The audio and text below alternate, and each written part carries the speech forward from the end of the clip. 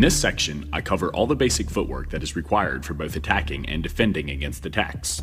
The majority of the movements are not overly complex. The difficult part is not breaking your stance as you execute them. More specifically, you don't want to drop your hands, spread your feet too far apart, or do anything that will compromise your stance. To begin, start with the simple steps, such as side steps, forward and backward steps, and switching your stance. Once you get the hang of them, move on to pivot steps. The goal in this section is to get an introduction to the movements that you'll be using later in the DVD to set up attacks and counterattacks. Instead of rushing through this section, take your time with it. Work on developing each technique and then work on putting them together. Learning the side step may take just a few seconds, but it gets a little more complex when you combine it with a pivot. There are an infinite number of footwork combinations that you can put together, and the more you master, the more dangerous you become. While your stance is your foundation, your footwork is your ground floor.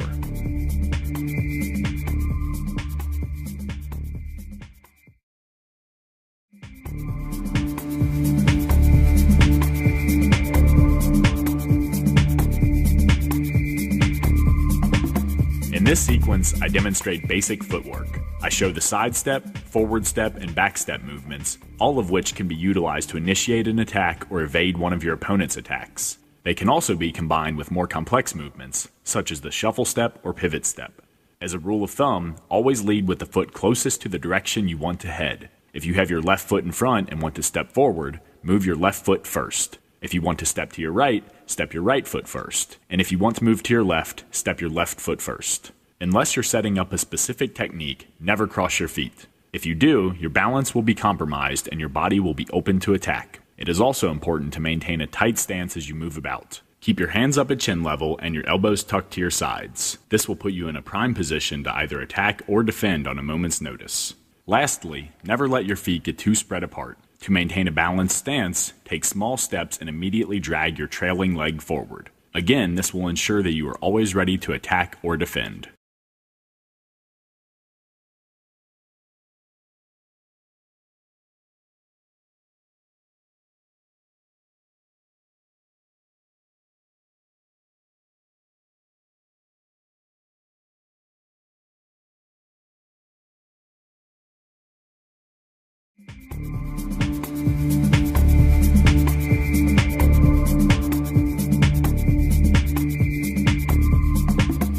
In this sequence, I demonstrate a shuffle step, which is a good technique to employ to cover a lot of distance in a hurry without breaking your stance.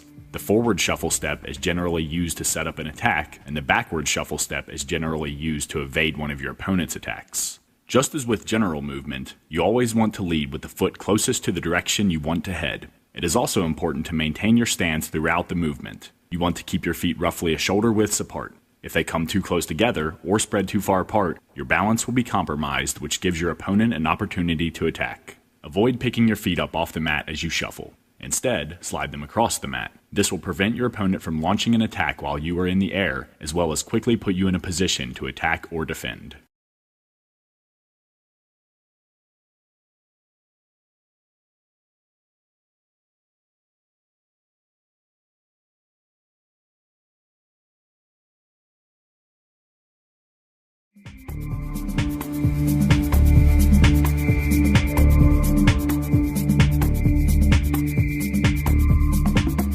To execute a forward switch step, all you have to do is step your rear foot forward. If you're in a standard fighting stance, step your right foot in front of your left. If you're in a southpaw stance, step your left foot in front of your right. Although it is an extremely simple technique, it can prove invaluable when hunting down a retreating opponent or while in the middle of a striking combination. By switching your stance, you create different angles of attack and force your opponent to adjust to your new positioning. The backward switch step is the same as the forward switch step in that you reverse the positioning of your feet to assume an opposite fighting stance, but instead of stepping your rear foot forward, you step your lead foot back. This technique is best utilized when retreating after an attack or countering your opponent's forward movement. Just as with the shuffle step, do not elevate your feet off the mat. Instead, slide them across the mat into their new position. It is also important to keep your feet positioned roughly a shoulder width apart to maintain a solid base.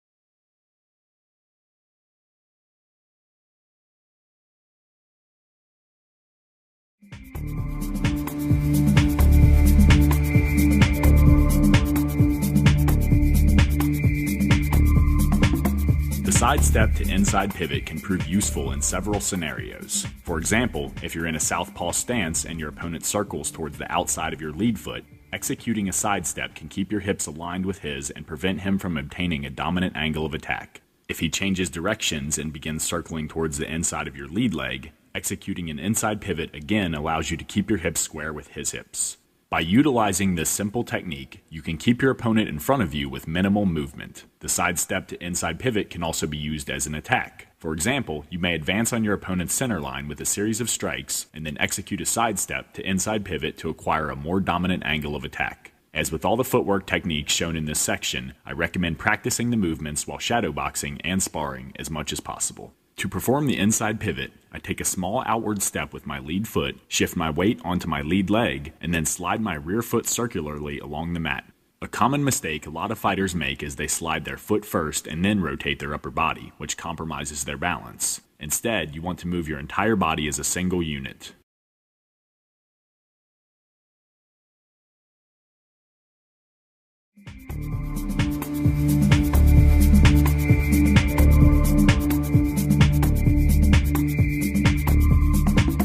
The outside pivot is similar to the inside pivot, but instead of acquiring a dominant angle on your opponent's right side, you acquire a dominant angle on his left side. As you will learn later in the DVD, there are many situations in which this technique proves useful. For example, if your opponent is circling towards your left side, executing an outside pivot allows you to square your hips with his hips, eliminating his dominant angle of attack. The primary difference between the inside pivot and the outside pivot is the direction in which you rotate. With my left foot forward, I slide my rear leg in a clockwise direction to execute an inside pivot, and slide it in a counterclockwise direction to execute an outside pivot.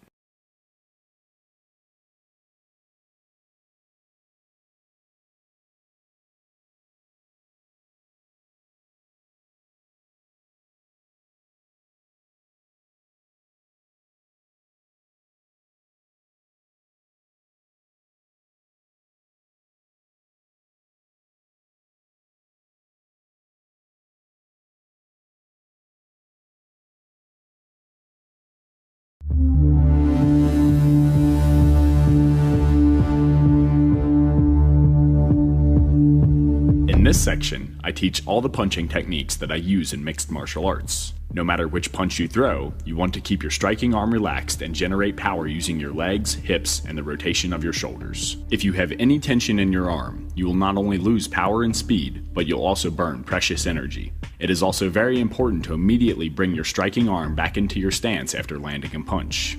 A lot of fighters have the bad habit of dropping their arm as they bring it back toward their body, but if you're up against a good counterpuncher, this is an excellent way to get knocked out. To avoid breaking your hand, which is quite common in MMA due to the small gloves worn by the fighters, you always want to strike your target using only the knuckles of your index and middle fingers. To protect your face from counter-strikes, always keep your free arm elevated. When studying the moves, pay special attention to how each one is best utilized. Some punches are more applicable as a lead-in attack, some work better as a secondary attack, and some are most effective as a counter-attack. Later in the DVD, I will demonstrate how to string various punches together to form combinations, as well as show you how to use the various punches to counter your opponent's attacks. But in the beginning, it is best to focus on form and learn the function of each strike.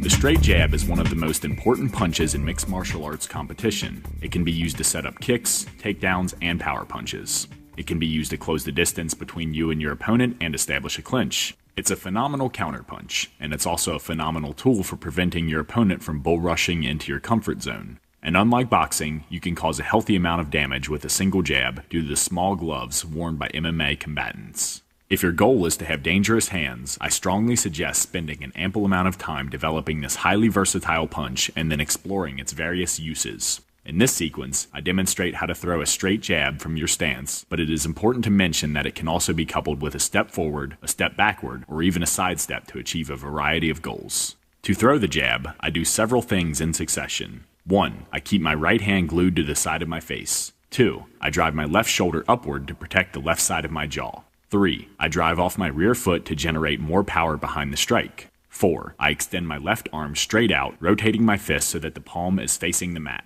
5. When I strike my target, I do so with the first 2 knuckles of my left hand.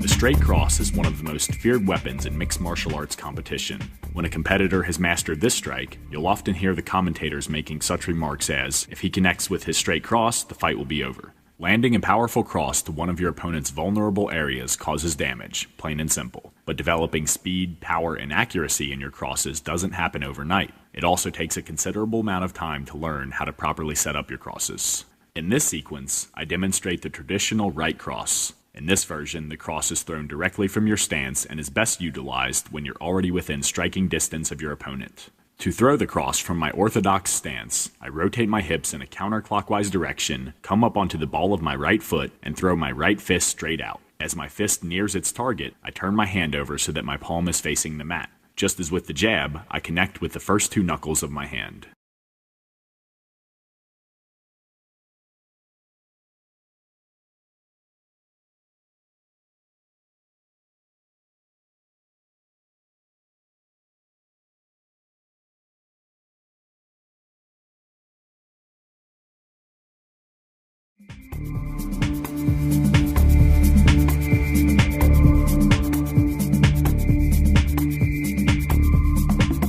When thrown correctly, the lead hook can be a very powerful punch, and because it approaches your target from the side rather than from straight on, it can also be a very difficult punch for your opponent to evade. Unlike straight punches, which can be slipped, the only way to avoid a hook is to move out of the way or duck underneath of the punch, neither of which are easy to manage. Your opponent always has the option of blocking your lead hook with his arm, but it's not a very reliable option. Due to the small gloves worn in MMA and the circular path of the strike, your fist will often slip past his arm and connect with the side of his face. In this sequence, I demonstrate how to throw a standard lead hook, which is best employed when you're roughly an arm's length away from your opponent. To execute this punch, I do several things in succession. 1. Keep my right hand glued to the right side of my face for protection. 2. Rotate my hips and shoulders in a clockwise direction. 3. Extend my left arm outward along a circular path. 4. Pivot on the ball of my left foot and rotate my fist so that my palm is facing the mat. 5. Strike my target with the knuckles of my index and middle fingers.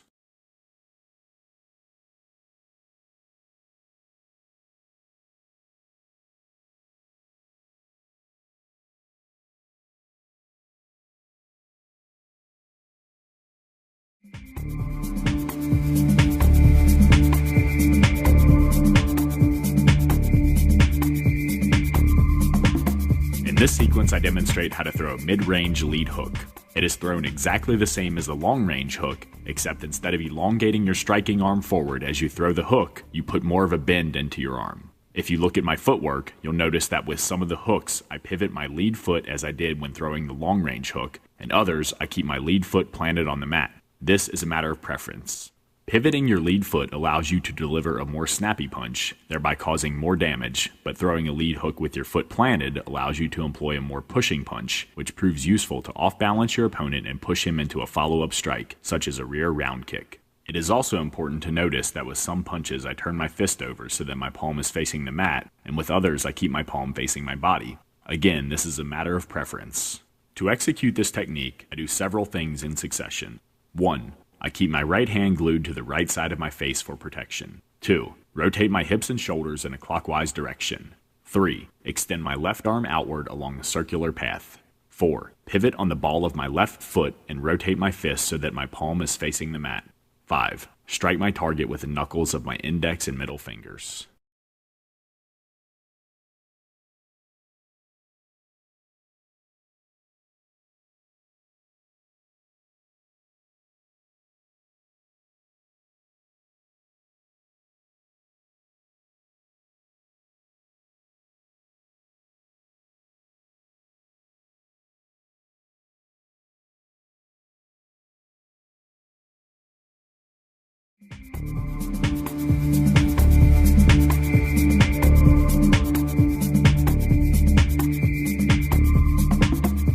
this sequence, I demonstrate the close-range lead hook, which is best employed when in clinching range with your opponent. In order to land the strike, you must have an even bigger bend in your arm than when throwing the mid-range lead hook. Again, you do not want to wind your entire body up for the strike. Instead, you want to utilize a quick snapping motion that sends your lead fist into the side of your opponent's jaw. Due to range, I do not turn my fist over when throwing this punch. However, I still strike my target using the first 2 knuckles of my hand. Personally, I like to use the close-range hook to get my opponent to back up and then land a more definitive mid-range hook.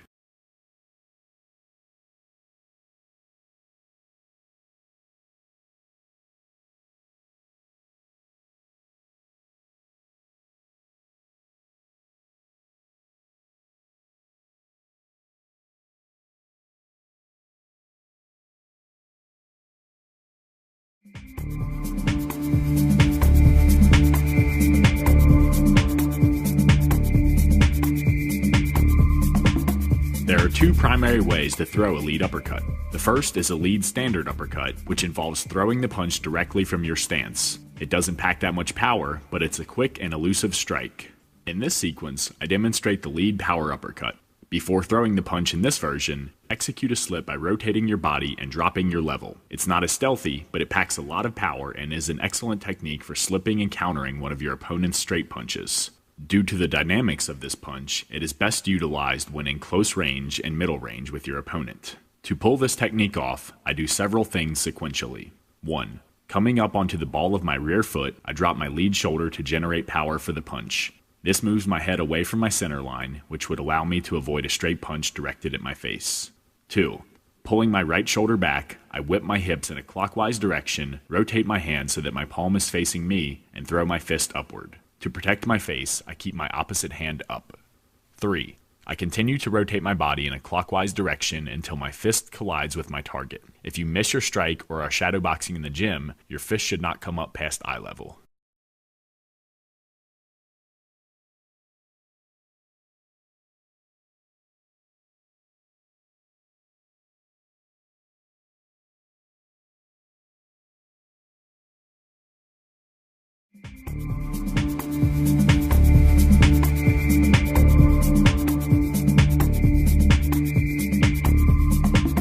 Just as with the lead uppercut, there are 2 primary ways to throw the rear uppercut. The first method is the standard rear uppercut, which I show here. It's a fast and sneaky punch because it is thrown directly from your stance. The second method is the power rear uppercut, which involves slipping to the outside of your opponent's body prior to throwing the punch. It can cause a lot of damage, but it is easier for your opponent to read due to the added movements. To execute the rear standard uppercut, I do several things simultaneously.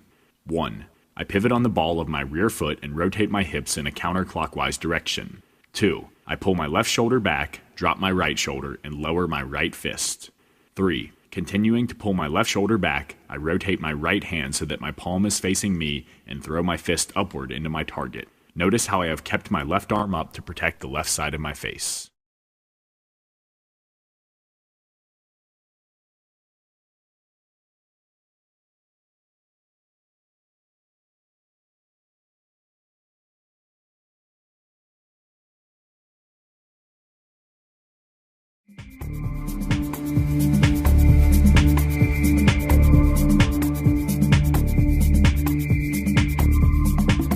The overhand is responsible for putting countless fighters to sleep in mixed martial arts competition. The mechanics of the punch is similar to a straight cross, but instead of throwing your fist straight out, you drop your opposite shoulder and extend your arm forward in a downward arc, similar to a swimmer's freestyle stroke.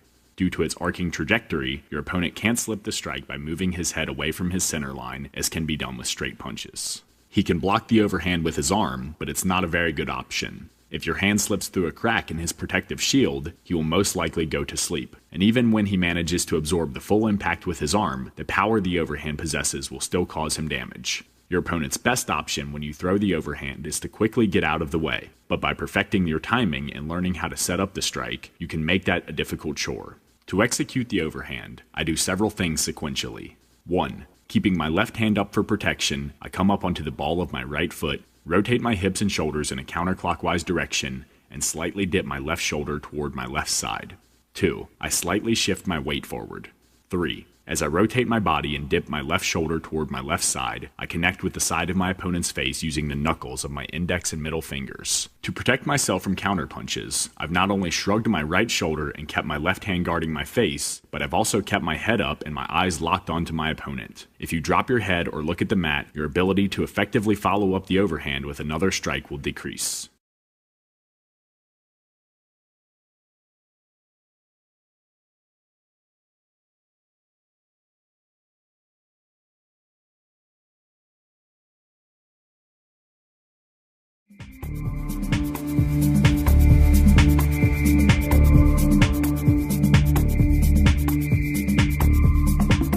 This is an excellent technique to utilize when your opponent is injured or you can see that his face is vulnerable to strikes, but he has created distance between your bodies to avoid your strikes. To close the distance, you step your rear foot forward, and to deliver a powerful strike, you throw a cross while in mid-step. With your body moving forward, the cross has a lot more power than it does when thrown directly from your stance. Whether your opponent blocks the strike or gets hit, his most natural reaction will be to retreat backwards. To capitalize on that retreat, you step your rear leg forward again and throw another cross while in mid-step, which switches you back to your original stance. When your opponent is injured, it's possible to hit him with 3 punches in a row, but I don't recommend chasing him all the way across the ring using this technique. There's a good chance he will gather his senses and switch his linear movement to a side-to-side movement. This will cause you to move past your opponent, making you vulnerable to counter-strikes. So, I suggest practicing throwing 3 stepping crosses in a row, no more.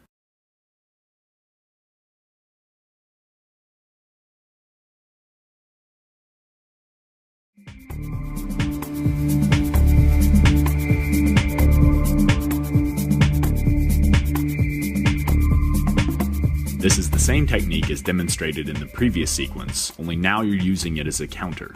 As your opponent charges towards you, you step your lead leg behind you and throw a jab while in mid-step. If your opponent continues forward, you repeat the process again on the other side to return to your initial fighting stance. However, it is important to notice that in this sequence, I only employ 2-step punches rather than 3. The instant you begin moving backwards, your opponent will most likely think you are on the run and increase his forward momentum. If you employ more than 2 back steps, he will often be able to overrun you and either land hard strikes or execute a takedown. To prevent this from happening, I like to execute 2 back step punches to get my opponent to commit to his forward charge, and then utilize a pivot step to reposition my body off to my opponent's side. This causes his body to move past me, giving me a dominant angle of attack. When I fought Chris Lieben in the UFC, I used this exact technique as he rushed towards me with a series of punches. Instead of trying to hold my ground and dodge his strikes, I stepped back and threw punches. With all his momentum moving forward, my strikes landed considerably harder than they would have if he had remained stationary.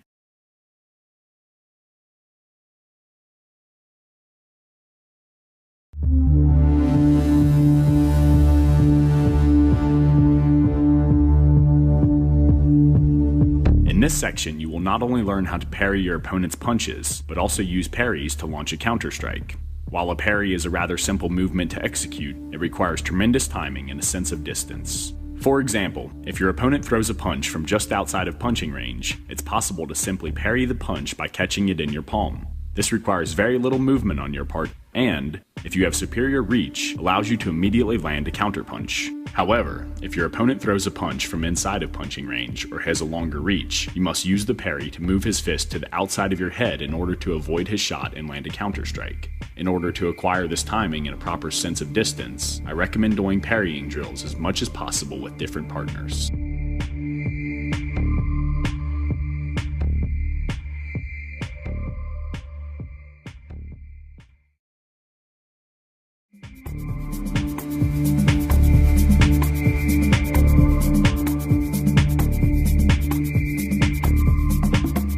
Rear parry is a hand block that can be used to catch or redirect your opponent's straight punches. As far as movement is concerned, it's a fairly simple technique. The goal is to catch your opponent's fist in the palm of your hand as his arm reaches the end of its extension and redirect it to the outside of your head. The most difficult part is acquiring the proper sense of distance. If your opponent is just inside of punching range and he throws a straight jab at your face, catching his fist in your palm is enough to prevent his fist from connecting with its target. If your opponent is well inside of punching range when he throws the jab, you want to combine the rear parry with a slight slip.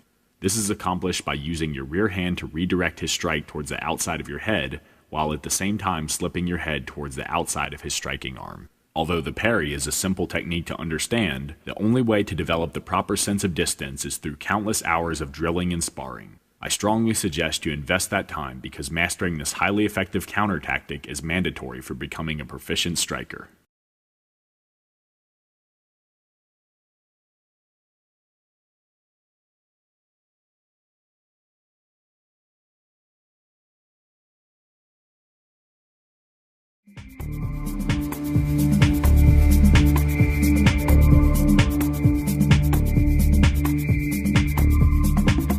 In this sequence, I use a rear parry to evade my opponent's jab just as in the last sequence, but before he can pull his arm back into his stance, I counter with a jab of my own.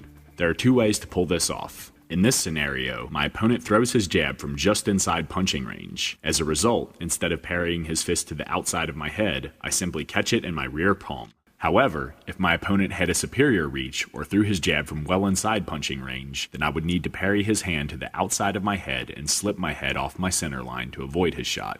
Either way, it is important to counter with the jab before your opponent can pull his arm back into his stance. I recommend practicing this technique as much as possible, both on the focus mitts and with a live partner. It is important to mention that when using the rear parry, you never want to reach your hand towards your opponent's punch. If you get into this bad habit, there is a chance your opponent will pick up on it. To break your guard, all he has to do is throw a fake punch. As your hand rockets forward, he pulls his hand back. Suddenly, your face is exposed and vulnerable, allowing him to target it with other punches. To prevent such an outcome, move your hand in front of your face and let the punch come to it instead of the other way around.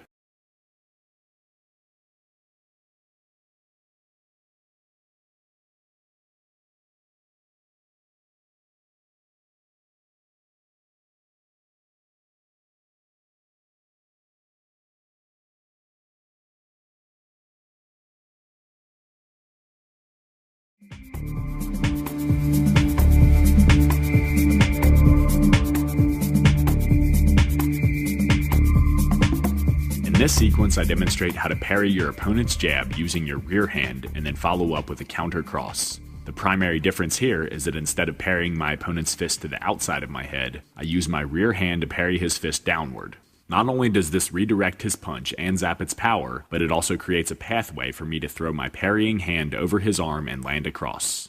It is important to notice that I am not parrying his punch, pulling my hand back into my stance, and then throwing the cross. I throw the cross immediately after parrying his fist downward. If you hesitate between these two actions, your opponent will be able to pull his arm back into his stance to protect his face.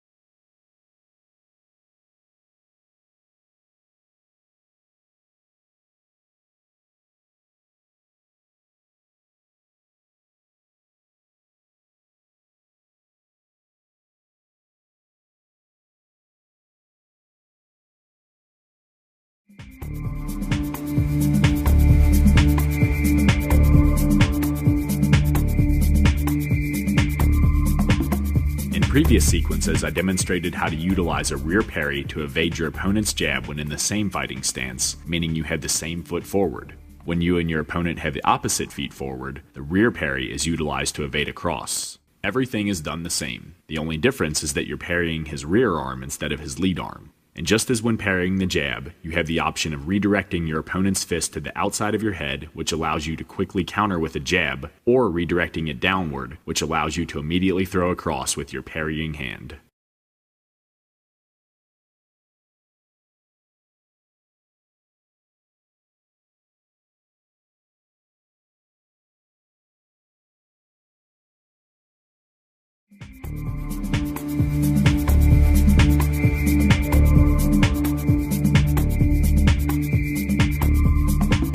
In this sequence, I demonstrate how to evade your opponent's cross using a lead parry when in the same fighting stance. To accomplish this, I simply redirect my opponent's fist away from my face, causing him to miss. Just as with all parries, it is important not to reach for your opponent's fist. Instead, you want to let his fist come to your hand.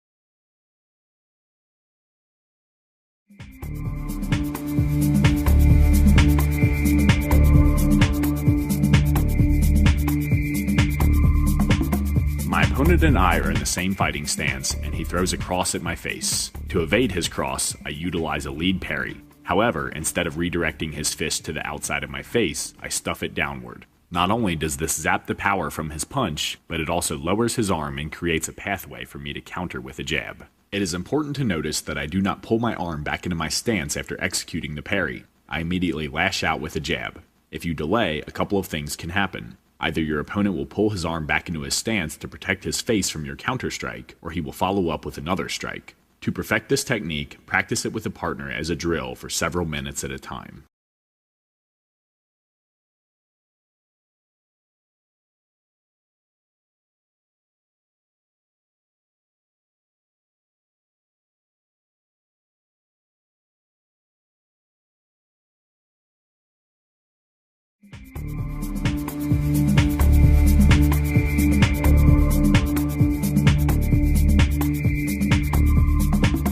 My opponent and I are in the same fighting stance, and I use a lead parry to evade his jab. This is a slightly more dangerous technique because instead of your action repositioning your head to the outside of your opponent's arm, it repositions your head to the inside of his arm, which makes you very vulnerable to the cross. To mitigate the risk, I immediately execute a counter jab with my parry arm. If your opponent plans to throw a jab-cross combination, which is very common, the goal is to hit him with the jab before he can send the cross out of the chamber. Not only does this hinder him from throwing the cross, but it also disrupts his rhythm, allowing you to follow your jab with more strikes. However, if you delay between the parry and throwing the jab, there is a very good chance that you will eat a secondary punch. To avoid taking damage when first starting out, I recommend always parrying with the hand opposite to the one your opponent throws. If he throws a punch with his left hand, parry it with your right hand. If he throws a punch with his right hand, parry it with your left hand. This will take you to the outside of your opponent's body and limit his ability to hit you with a secondary strike. Only after you become comfortable with this should you incorporate more advanced techniques like the one demonstrated here.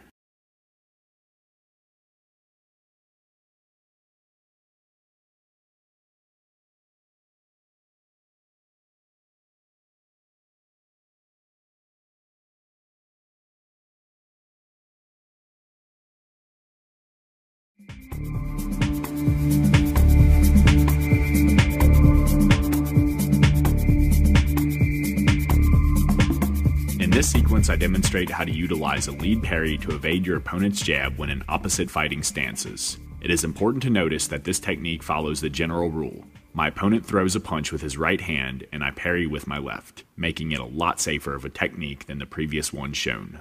It is also important to notice that instead of parrying his punch to the outside of my body, I force it downward. Again, this zaps power from his punch and also creates a pathway to throw my parrying hand over his arm and land a jab to his face. If you delay between the parry and the punch, your opponent will pull his arm back and re-establish his guard.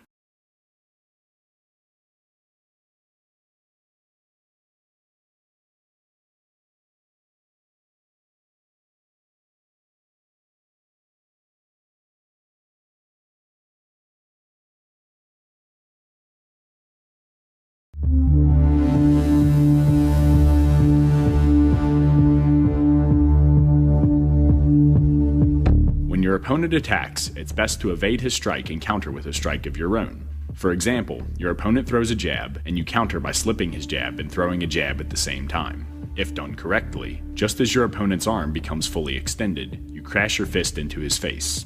In addition to avoiding some pain and dishing some out, striking your opponent while he's in the middle of his attack breaks his rhythm, making it very difficult for him to follow up with more strikes. This allows you to go on the offensive. However, you won't always have the foot positioning needed to evade all of your opponent's strikes, making it very important to learn how to block. It can be a little risky because even when you manage to cover your head with your arms, there will still be gaps in your protective shield, and sometimes the small MMA gloves will find their way through these cracks and connect with your face or head. For this reason, it is important to use blocking as a last option.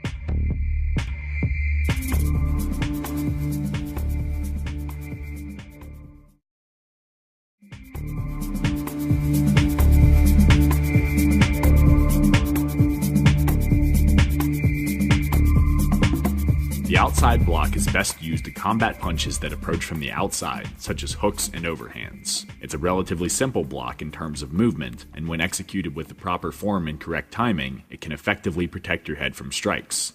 but due to the small gloves used in MMA competition, it can oftentimes be risky. It's not uncommon for a punch to slip through a crevice in your protective shield and crash into the side of your face, and even when you utilize a perfect outside block, you're still absorbing the impact of the blow. A much better option is to slip or evade the strike altogether and position yourself to launch a counterattack. However, evading punches isn't always possible, especially when you're trading punches with your opponent. If slipping isn't an alternative, utilizing the outside block is certainly better than letting your opponent hit you. To execute this technique, it is important to have proper form. As my opponent throws an overhand right at the side of my head, I immediately rotate my hips and shoulders in a clockwise direction, place my left hand on the back of my left ear, and elevate my left shoulder. This causes the power of my opponent's punch to be absorbed by my left forearm and shoulder.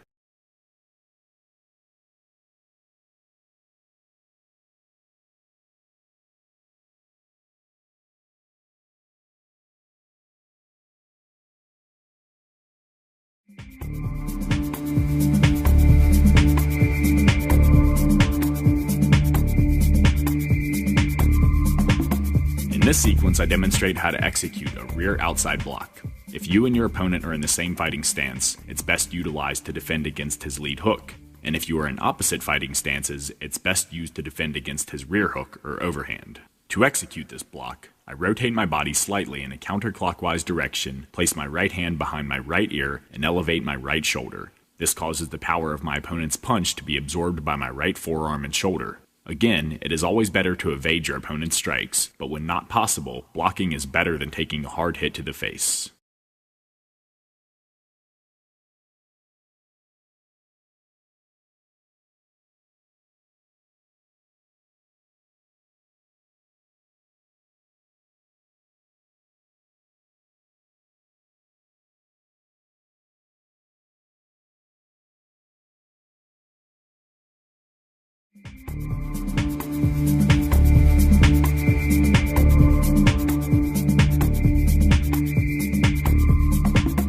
In this sequence, I demonstrate how to use a lead elbow parry to block your opponent's cross. To pull this technique off, as my opponent's fist comes at me, I rotate my shoulders in a clockwise direction, drop my left hand towards my solar plexus, and sweep my left elbow across my body to deflect my opponent's punch. To ensure my head is protected, I reach my right hand towards the left side of my head so that my forearm is stretched across my chin. While parrying is more effective for positioning your body for a counter-strike, the lead elbow parry is an excellent technique to employ when you don't have excellent foot positioning or your opponent catches you off guard. However, before executing this technique, you must be certain that your opponent's punch is aimed at your head. By elevating your elbows, you make your midsection vulnerable to liver and kidney punches. It is also not wise to utilize the lead elbow parry too often because your opponent might begin tailoring his combinations to this defense. For example, he might throw a cross to get you to elevate your elbows and then follow up with a lead round kick to your liver.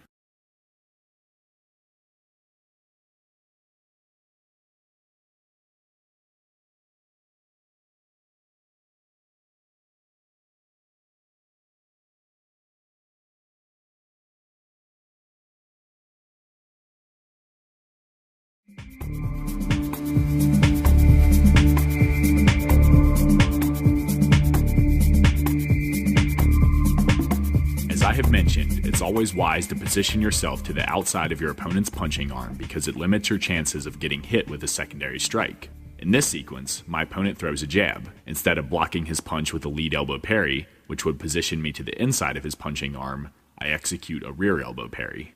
To pull this off, I rotate my body in a counterclockwise direction, drop my right hand towards my solar plexus, and sweep my right elbow across my body to deflect my opponent's fist. To ensure my head is protected, I reach my left hand towards the right side of my head so that my forearm is stretched across my chin.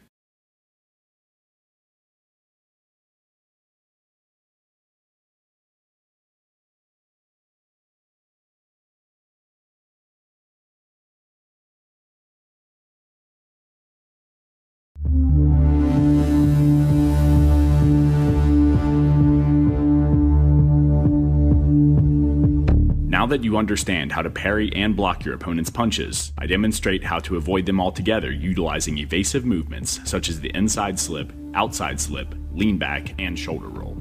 As you will see, utilizing proper evasive techniques not only allows you to defend against your opponent's attacks, but it also provides you with a dominant angle to launch an attack. While parries and blocks are both necessary to have in your arsenal, perfecting evasive movements can make you a master striker.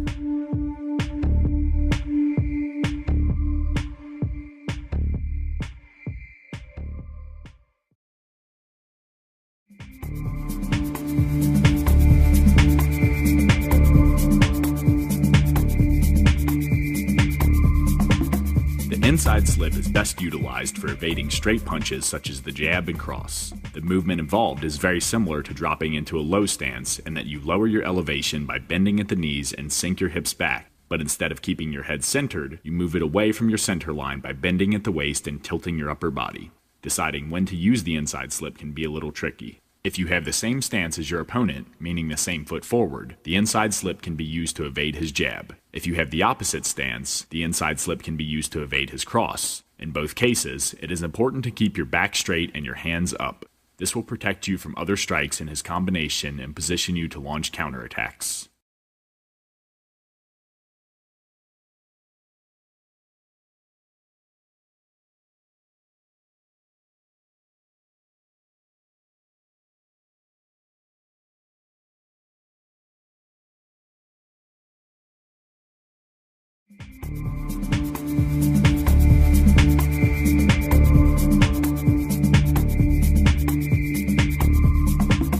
As I mentioned in the previous sequence, when in the same fighting stance as your opponent, the inside slip is best utilized to evade his jab. To pull this off, I sink my hips back, lower my elevation by bending at the knees, and dip my head towards my right side. Due to these actions, my opponent's punch sails past the side of my head.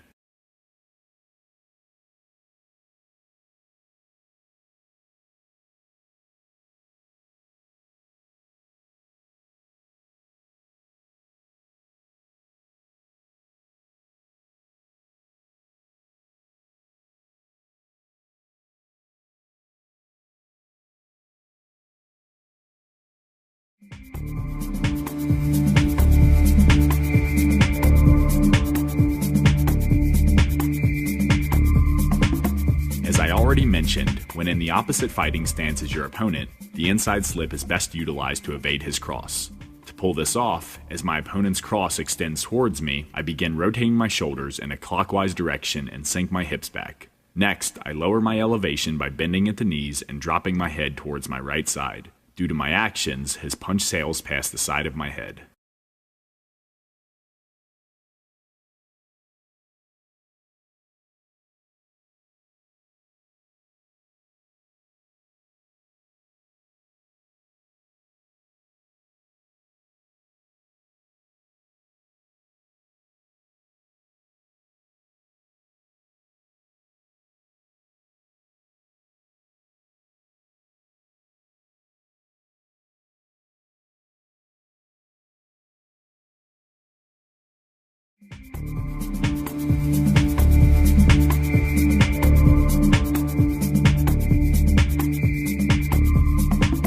If you've spent some time practicing the techniques I've already demonstrated, you should be quite familiar with the jab. You understand how to throw a jab, and you understand how to evade your opponent's jab using either a slip or a parry. In this sequence, I demonstrate how to blend jab offense and jab defense together. To accomplish this, all you have to do is slip your opponent's jab and throw a jab of your own at the same time. It is important to notice that I land my jab just as my opponent's jab arm reaches the end of its extension. This is key because when you hit an opponent while he is in the middle of a strike, it disrupts his rhythm, which in turn creates openings for you to follow up with a secondary attack.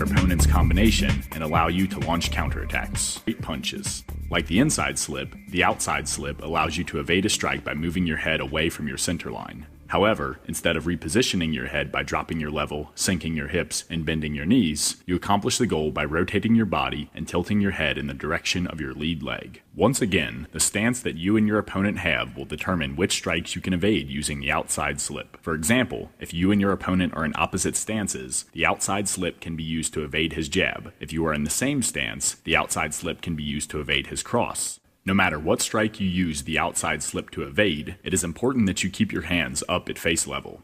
This will help protect you from other strikes in your opponent's combination and allow you to launch counterattacks.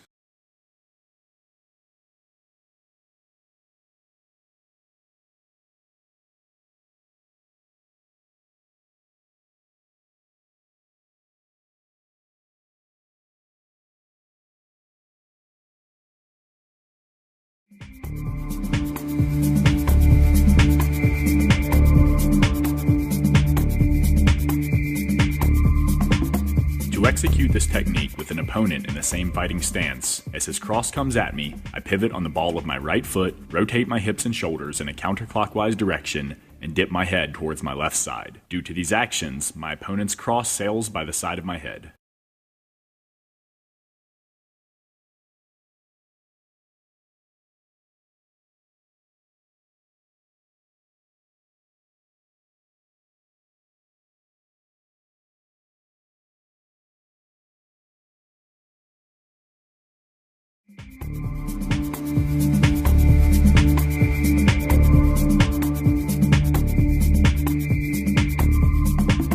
As mentioned in the previous sequence, when you and your opponent are in opposite fighting stances, the outside slip is best utilized to evade his jab. The actual slip is exactly the same. As my opponent's fist comes at me, I pivot on the ball of my right foot, rotate my hips and shoulders in a counterclockwise direction, and dip my head towards my left side. Just as before, my actions put my head to the outside of his striking arm and causes his fist to sail by the side of my head.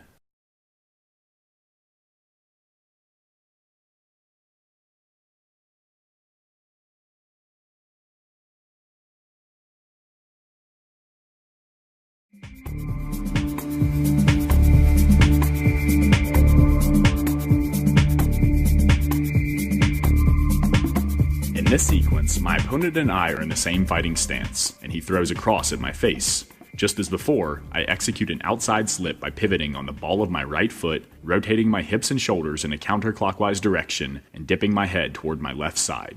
However, as I execute the outside slip, I fire a right cross off at the same time. This is an excellent combination because the movement involved in the outside slip is the exact movement you make when throwing a cross. The two work flawlessly together. The goal is to hit your opponent as his arm reaches its full extension. If you wait until he pulls his arm back into his stance before throwing the cross, there is a good chance that he will block it. Striking him with his arm extended will break his rhythm, which not only makes it difficult for him to throw a secondary strike, but also allow you to launch a combination.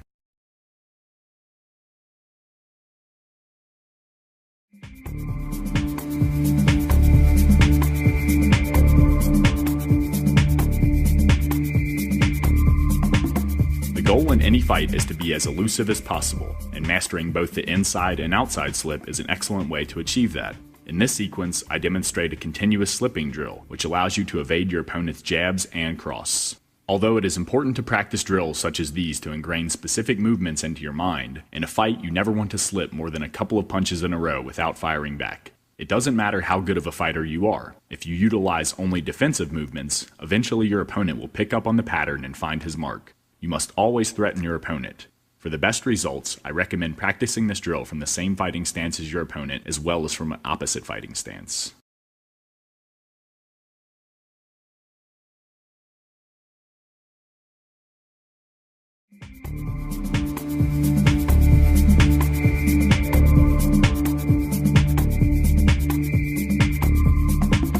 In this sequence, I'm demonstrating the inside shoulder roll, which is a defensive technique used in boxing. To execute the technique, I shift my weight onto my right leg, rotate my hips in a clockwise direction, pivot on the ball of my left foot, and roll my left shoulder toward my right side. The clockwise rotation is very important because it's what positions my lead shoulder in front of my face, protecting it from strikes. The goal with this technique is to move your head off of your center line and replace it with your lead shoulder, throwing off your opponent's targeting. It also blades your body, limiting his frontal targets. In the next sequence, I demonstrate how to put the shoulder roll into effect.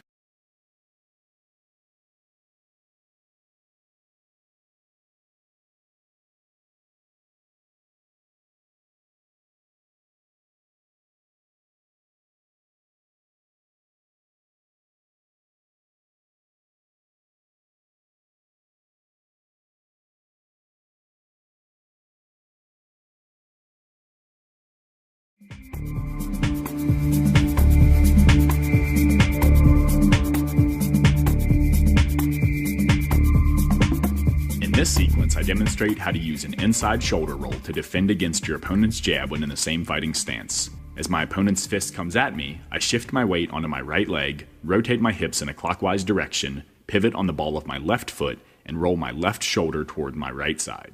Notice how these actions move my head away from my center line and replaces it with my shoulder, causing my opponent to either miss his strike or hit my deltoid. However, it is important to mention that sometimes the shoulder roll alone is not enough to defend against your opponent's strikes. It's most effective when combined with other defense, such as elbow parries, hand parries, blocks, slips, or footwork. In this sequence, I drop my lead hand to protect my body and leave my rear hand high to better protect my head.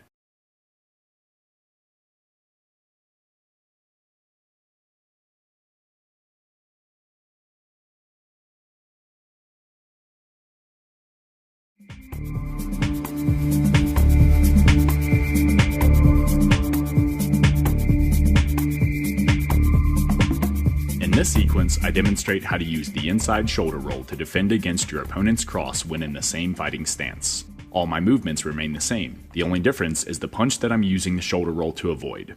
It is important to notice that when using the inside shoulder roll to evade the cross, I am positioned to the inside of my opponent's body, which makes me vulnerable to other strikes. And with my back slightly turned away from my opponent, I am vulnerable to takedowns. However, it is also important to notice that when executing the shoulder roll, my hips are spring-loaded, which allows me to deliver a powerful rear uppercut. I can use this uppercut to prevent my opponent from throwing a secondary strike, and I can also use it if my opponent should drop his elevation and shoot in for a takedown.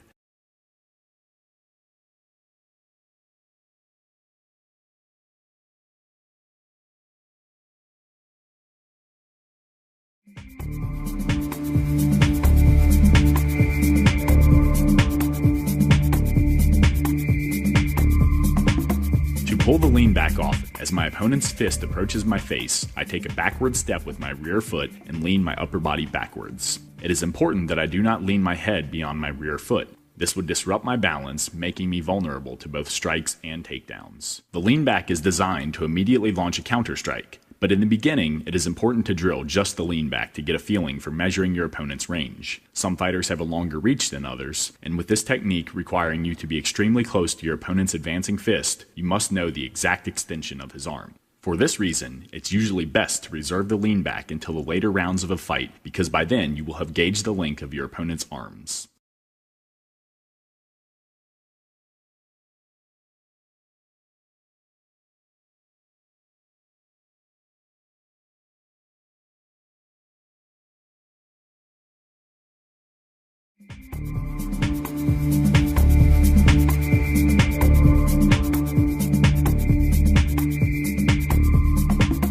In this sequence, I demonstrate how to utilize the lean back to evade your opponent's jab when in the same fighting stance. It's a very deceptive technique because instead of raising your arms to block the punch or slipping to the outside of his striking arm, you simply lean back to make your opponent miss. It is important to not dramatically jerk your head backwards the instant you spot the jab because it will alert your opponent to your intentions. Instead of continuing forward with the jab, he will retract his punch, wait until you begin moving your body forward, and then capitalize on your awkward positioning with an alternate strike such as a cross. For the best results, you want to keep your face as close to your opponent's fist as possible to instill confidence in him and cause him to overextend his arm. It is also important not to get your stance too elongated. Remember, you only want to move far enough away to avoid your opponent's fist. Any more, and you will not be in a good position to launch a counterattack.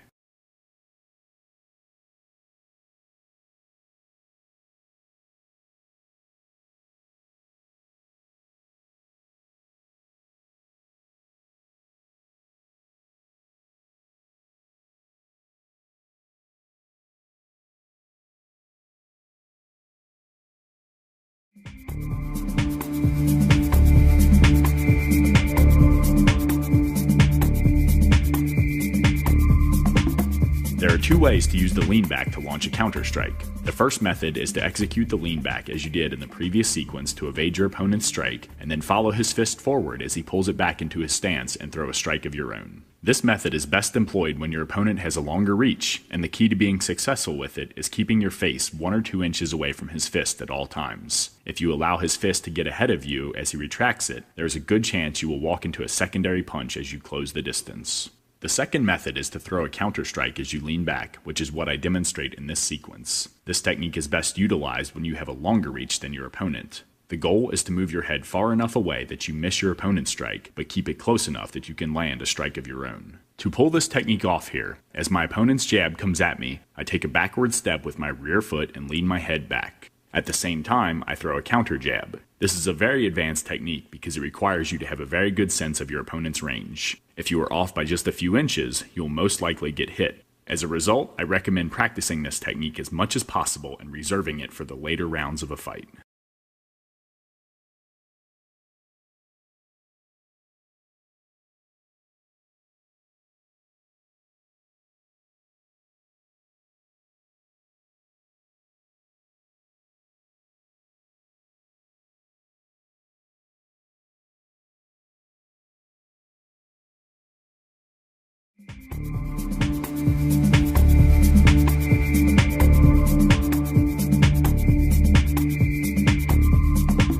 In this sequence, I demonstrate how to use the lean back to evade your opponent's cross when in the same fighting stance. The movements involved are exactly the same as when evading your opponent's jab. As my opponent's fist comes at me, I take a backward step with my rear foot and lean my head back just far enough to cause him to miss. However, with the cross being a more powerful punch than the jab, you must have a very good sense of the length of your opponent's arms.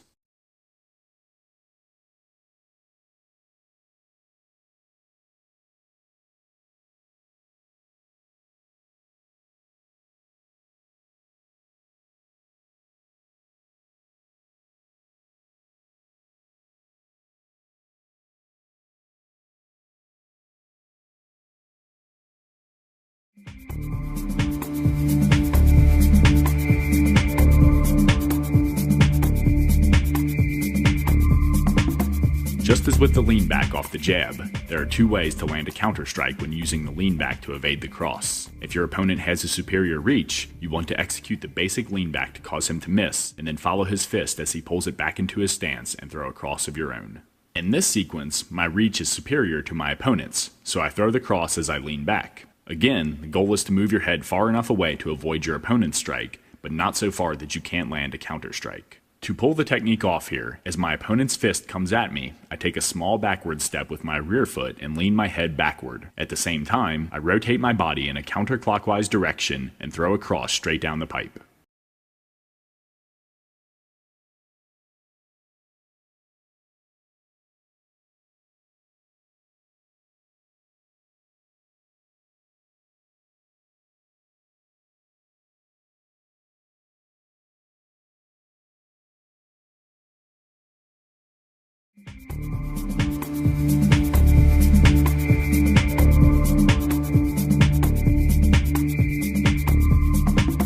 In this sequence, I demonstrate how to execute a lead sidestep slip, which is an excellent technique for not only evading your opponent's straight punches, but also setting up counter punches. To utilize this maneuver, I rotate my body in a clockwise direction, step my left foot further to the outside of my body, plant on the ball of my left foot, and then shift my weight towards my left side.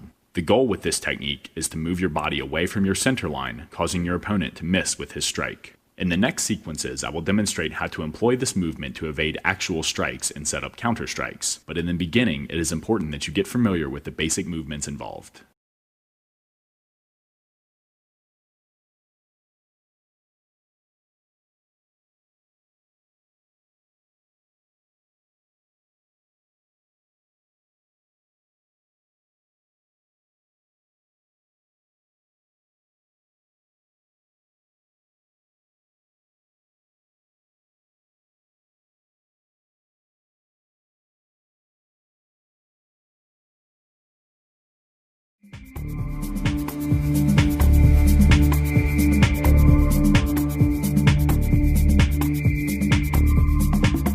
In this sequence, I demonstrate how to use the lead sidestep slip to evade your opponent's cross when in the same fighting stance. As my opponent's fist comes at me, I rotate my body in a clockwise direction, step my left foot further to the outside of my body, plant the ball of my left foot on the mat, and shift my upper body toward my left side. To ensure that I block his strike, I plant my left forearm against the outside of my opponent's striking arm and redirect it away from my head. As with all evasive techniques, the goal is to only move far enough to the outside of your center line to avoid your opponent's strike. If you lean too far back or take too large of a step to the outside of your body, you will jeopardize your balance, which not only makes you vulnerable to your opponent's secondary strikes, but also limits your ability to launch a counter-strike. In the next sequence, I demonstrate how to use this evasive maneuver to launch a counterattack, but when first learning this technique, it is important to focus exclusively on the defensive movements.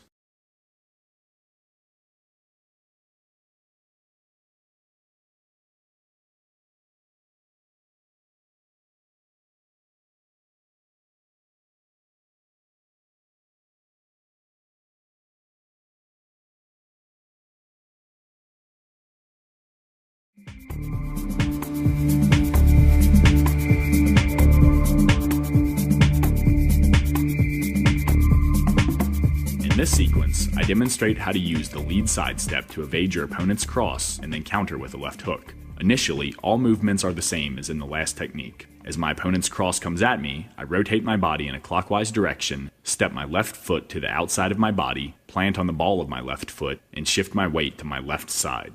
However, instead of placing my left arm on the outside of my opponent's cross, redirecting it away from me, I use the rotation of my body to throw a left hook over the top of his arm and to the side of his face. The nice part about this technique is that the rotation of your lead sidestep spring-loads your hips for the hook. However, it is very important that you execute the hook immediately after utilizing the evasive sidestep. The goal is to throw your hook over the top of your opponent's outstretched arm. If you delay, your opponent will pull his arm back into his stance and use it to protect the side of his head.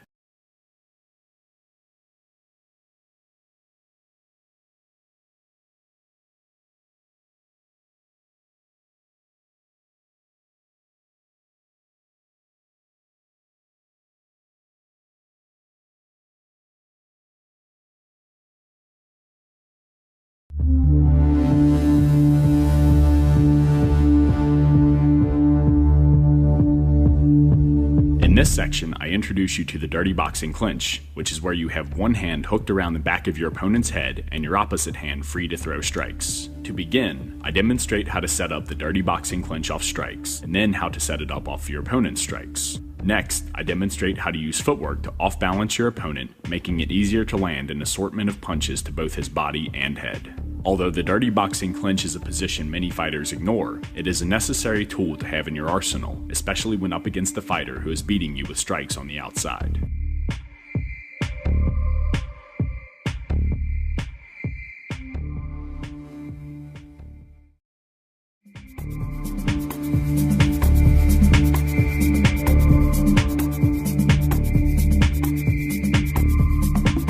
In this sequence, I demonstrate how to establish the dirty boxing clinch when your opponent evades your rear hook using a duck under, and then I show some of your striking options from the clinch. To begin this sequence, I throw a rear hook at my opponent's head. To avoid getting hit, he drops his level and rotates his body underneath the punch. Notice how missing the punch winds my hips in a counterclockwise direction. This sets me up to throw a lead hook, but instead of using my spring-loaded hips to deliver a punch to his head, I rotate in a clockwise direction and establish a left collar tie by hooking my left hand around the back of his head. Once I establish the collar tie, I immediately disrupt my opponent's balance by pulling his head downward. This can be done with just one hand, or, if your opponent is super strong, you can achieve this by securing double collar ties and using both hands to pull his head down. Either way, once you've lowered the elevation of his head, you have an excellent opportunity to land strikes using your free arm. Notice how you can attack his head, body, or even his legs. For the best results, you want to alter the location of your punches by going low and then high, or high and then low.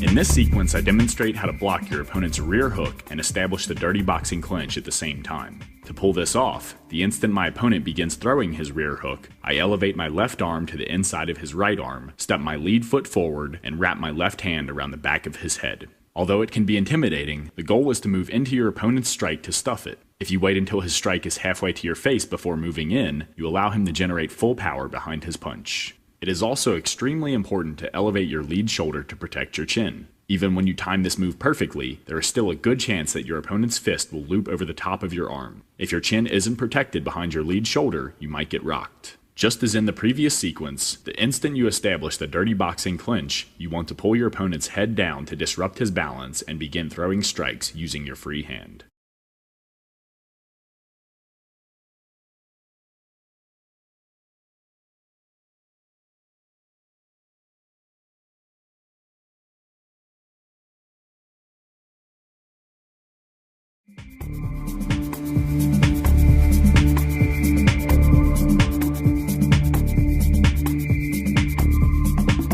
In this sequence, I demonstrate how to establish the dirty boxing clinch after blocking your opponent's rear hook using an outside block. Although stepping into the punch, as shown in the previous technique, is superior because it stuffs your opponent's punch and increases your chances of successfully establishing the dirty boxing clinch, this method is far safer. If your opponent has super fast punches or you don't have the footing needed to immediately step forward into the punch, I recommend using the outside block. To pull this technique off, as my opponent's hook comes at me, I elevate my left arm, place my left hand behind my left ear, and close off all space between my arm and the side of my head. This causes the power of my opponent's punch to be absorbed by my left forearm. While his arm is still extended, I slide my left arm down the length of his arm and hook my hand around the back of his head, establishing the dirty boxing clinch. In previous sequences, I demonstrated how to use your single collar tie to pull your opponent's head down directly from your stance. Although this will often be enough to disrupt his balance, a far better approach is to step to the outside of his body and pull his head down in a circular fashion. In order to maintain his balance, your opponent will be forced to take a step. While he is doing this, you have free rein to land strikes to his body and head.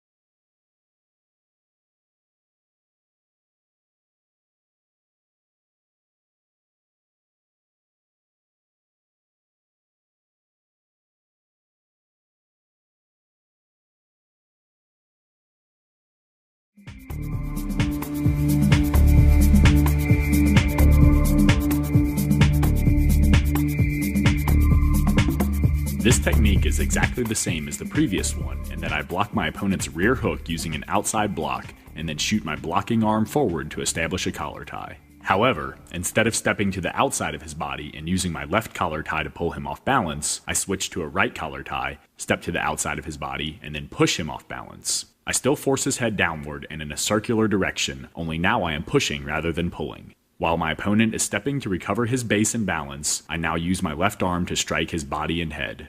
Although you might find you like one method more than the other, it is important to master them both because it is a good way to keep your opponent guessing and throw off his defenses.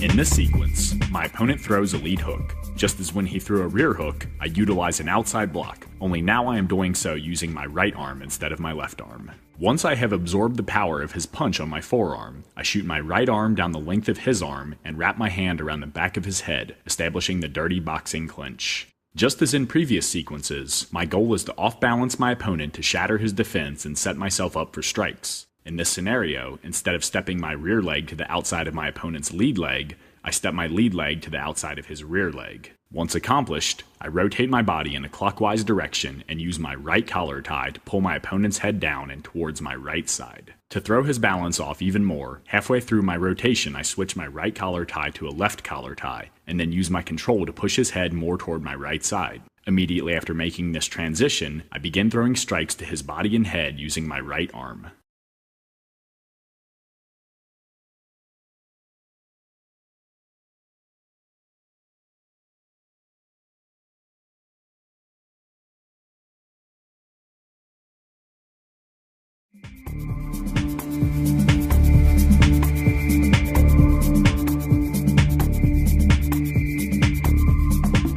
A lot of fighters are masters at the dirty boxing clinch, especially wrestlers. If you are beating one of these opponents with punches on the outside, a lot of times they will grow desperate and simply step forward and reach for the back of your head with their rear arm. To defend against this technique, I will slip to the inside of their reaching hand and counter with a jab. It is important to mention that this technique is a little risky. As you learned earlier in this DVD, it is wise to always slip to the outside of your opponent's strike because it prevents you from getting hit with their opposite hand. However, when your opponent reaches for your head, the path of his hand usually resembles a hook more than a cross, which can make slipping to the outside difficult to accomplish. It's possible to bob and weave underneath his arm, but that takes time and will often allow your opponent to achieve his goal of closing the distance and tying you up in the clinch. I have found slipping to the inside of his reaching arm and then countering with a jab to be the most effective. It is very important to immediately launch your jab into your opponent's face to prevent him from following up his reach with a lead hook.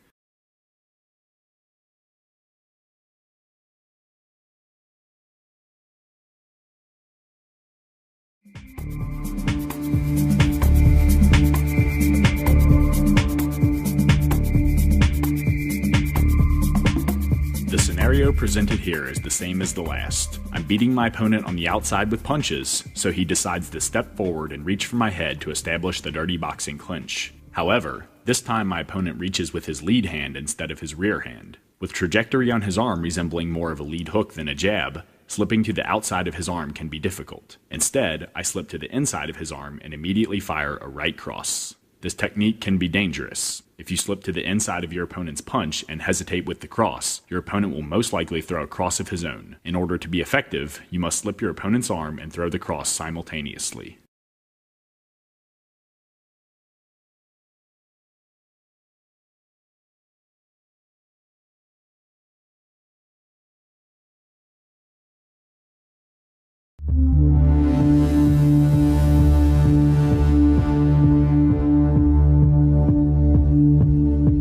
In this section, I offer a number of sparring and footwork drills you can execute to improve your technique. It is important to mention that you do not want to go all out with these drills. Instead, you want to focus on your form and timing. If it is a partner drill, keep your eyes locked on his midsection, watch his movement, and constantly be on the lookout for how you can acquire a dominant angle of attack by moving to the outside of his body. If it is a solo drill, imagine that you have a partner standing in front of you and execute your techniques just as you would on a real body. Although many of these techniques are intended to be executed slowly, you do not want to zone out. On the contrary, you want to focus your mind on every single movement of your body to make your techniques the most efficient.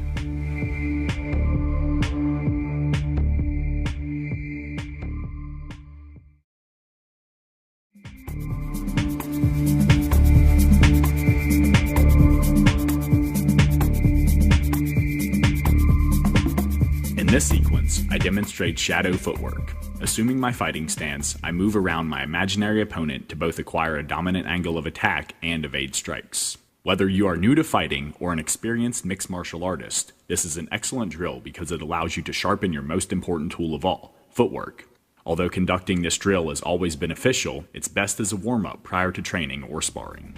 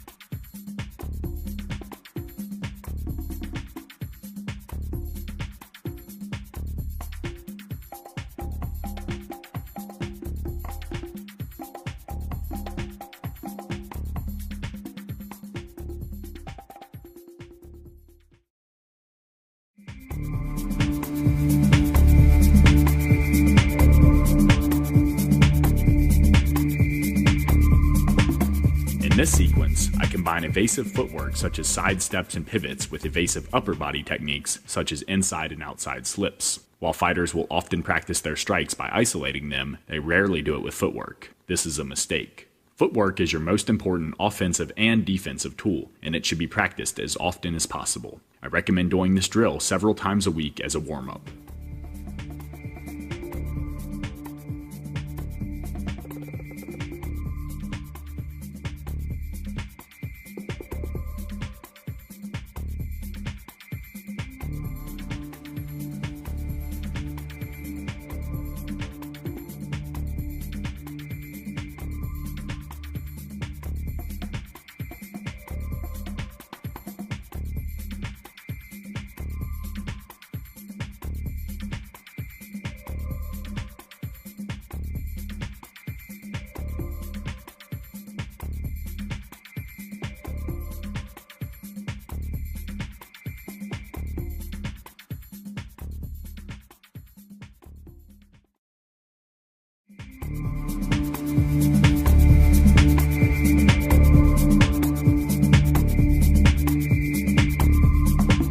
Footwork sparring is an excellent drill to execute with a partner. To begin, have your opponent lead and match his footwork so that you remain in striking distance. After a few minutes, switch up and lead yourself. This drill allows you to isolate the most important part of your game, footwork. Try to focus on never crossing your feet and maintaining your fighting stance at all times. I recommend it as a warm-up prior to training.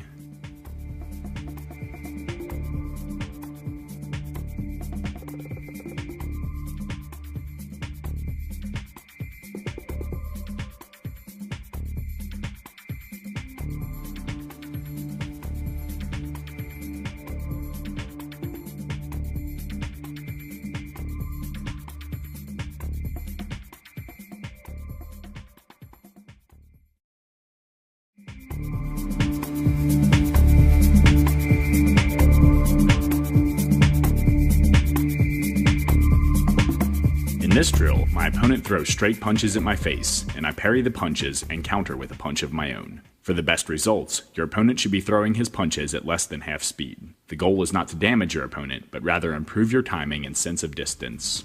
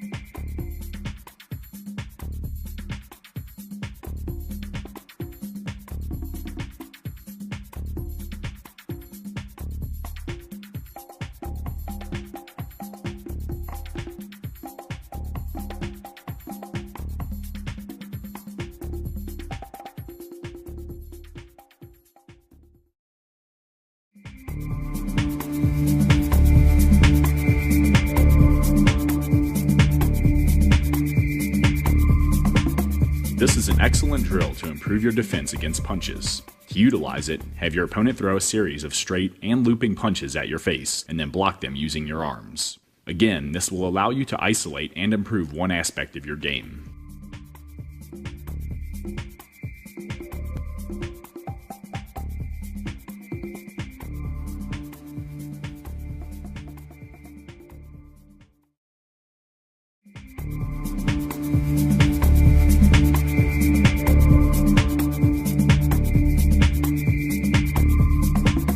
In this drill, my opponent again throws a series of straight and looping punches at me, but instead of blocking them, I evade them using slips, side steps, duck unders, and the lean back. To get the most from this drill, focus on executing proper movements, maintaining your balance at all times, and utilizing footwork to acquire a dominant angle of attack. As mentioned earlier, evading your opponent's strikes is always better than blocking them, making this a very, very important drill.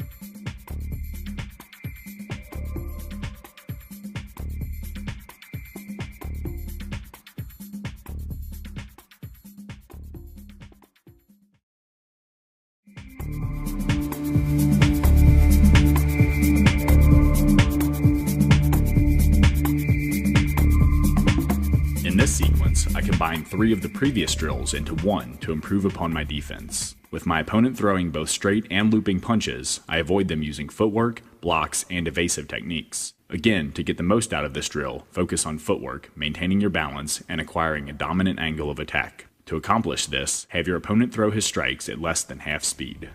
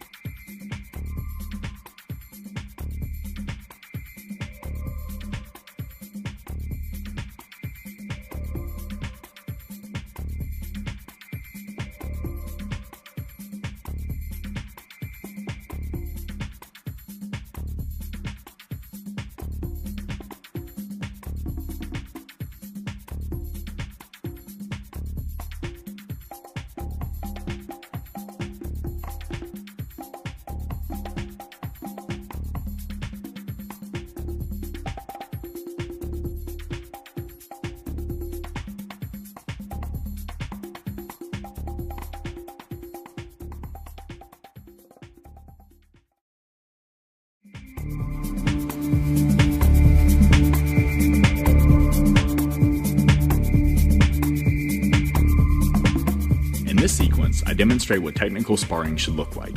Instead of trying to hit one another with devastating strikes, we set up each strike with footwork and throw our punches at less than half speed.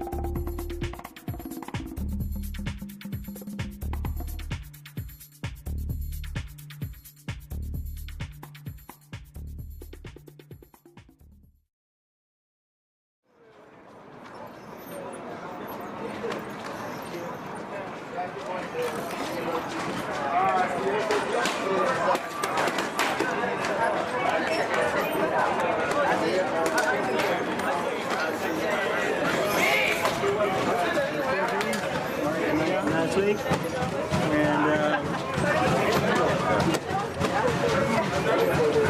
her husband had a heart attack. We canceled the dinner, and she had to fly to Japan. Okay. So.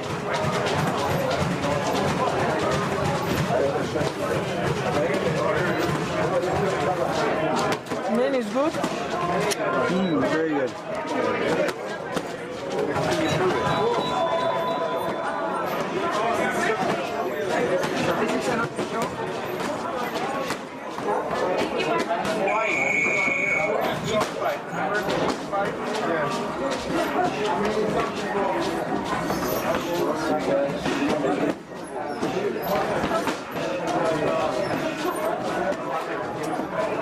Like 2 seconds.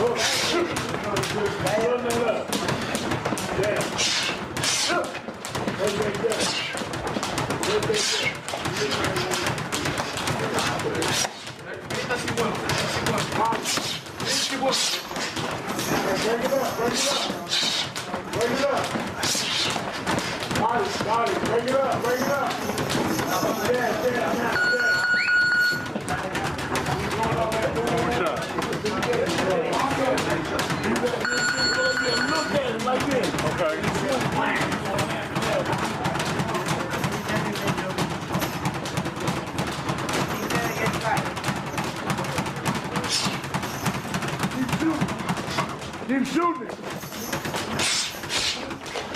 I missed it. Don't worry, don't talk to me. Uppercut.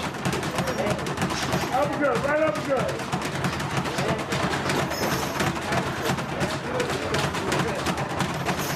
Dad, you cut him off. Don't fall him. One do it, he's up. One do it. Uppercut. Don't stop at the inside. Work on the inside. Work on the inside. Work on the inside. Get closer. Get closer. Yeah. Come on, man. Don't wait. Why are you waiting, son? Hands up. Your hands too low. Boom. Wait. Wait. Good.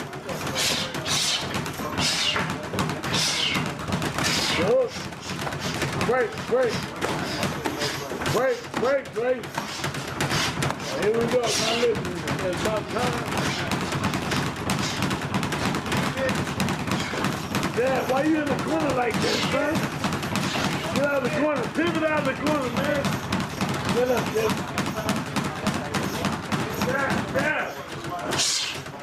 Again, double jab, move left. Nice try. Wanna get jab? Uppercut, right uppercut. Right uppercut, right hand. Lean in, right uppercut. Right uppercut, man, right now. Do it, dog. There's the rope, though. There's the rope, though. Work both hands. Shoot. Oh, all right. Don't let it start working. Shoot. Don't let it start. All the way, make a minute. Let me see you make one for a minute, man. Look for the shot. When you make a miss, look for the shot. You're not making a miss, son. Shoot. Body. You got a body. Body. Right up there to the body. Extension. Do it again. Shoot.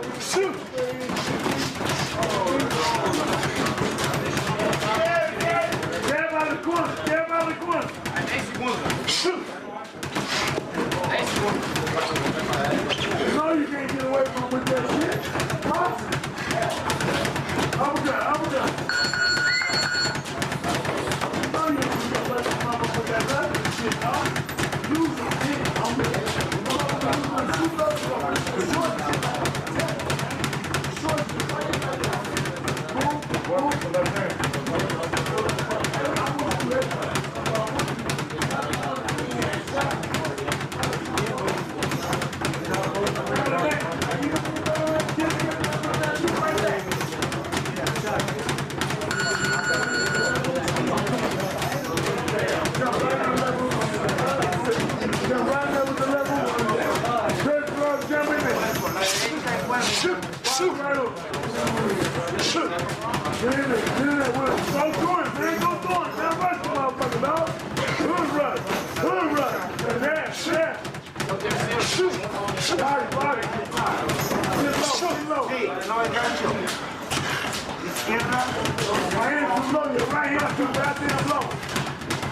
Don't wait.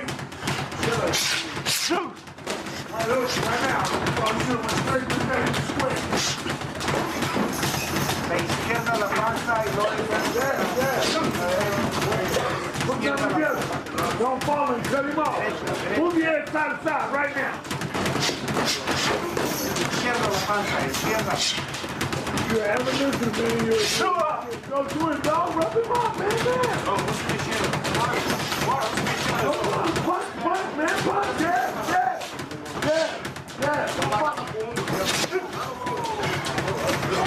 All right, do it again. Shoot. All right, down the elbow. Shoot. All right, body. Shoot. Right hook. Shoot. Right hook. I'm good. All right, shoot. Now you ain't turn you right into the front, man. Come on in. Shoot. Down the front.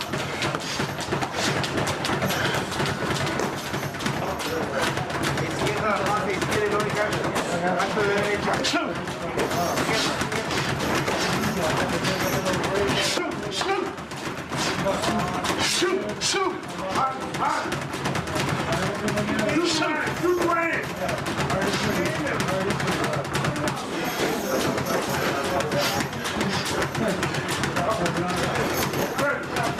Shoot!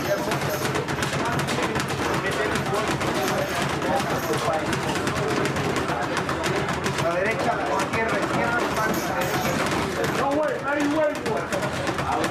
Baby, when you do that move. Man, you don't fucking listen, man. Man, thank you. Hands up! Baby, double jab right here, baby! Right up. Body right up. Yeah. You got a body, body right now. Body, go to the body. Hook. Go back to the body. Stand and work with that left foot on this chin. We in out. Yeah. Take it in, man. I did. One more, Greg.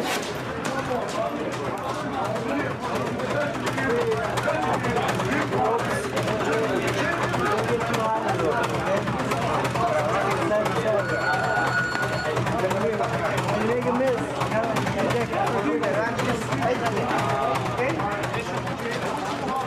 Get to his jab. But no. I want you to line up. Do this. I want you to line up fight some motherfucker that move like that. Cut his ass off. Yeah.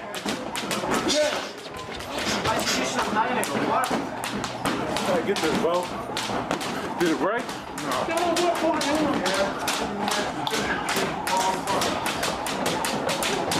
Why are you cutting off, bro? Why are you cutting this?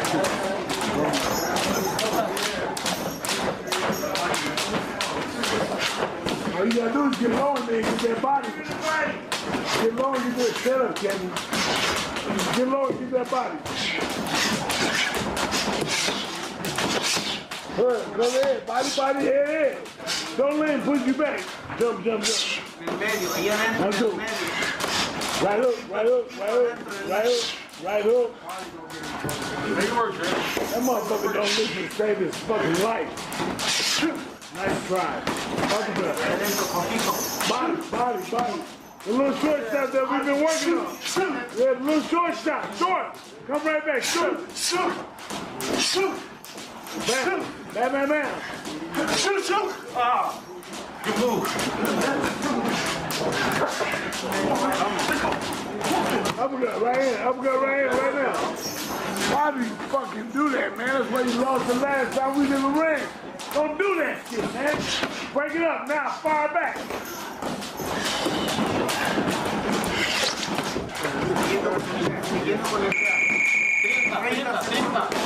You finish strong.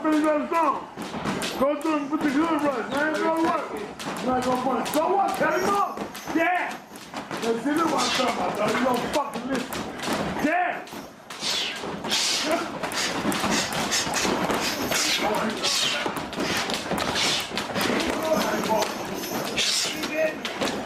Oh, no.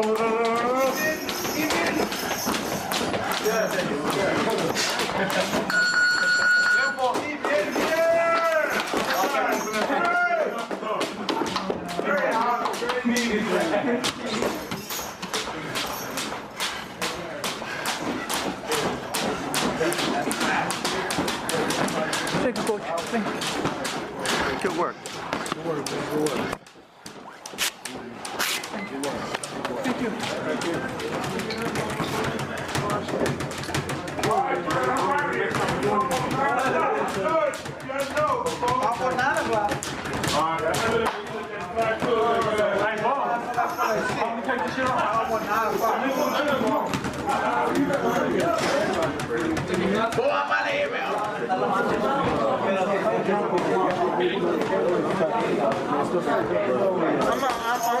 I'm here every day.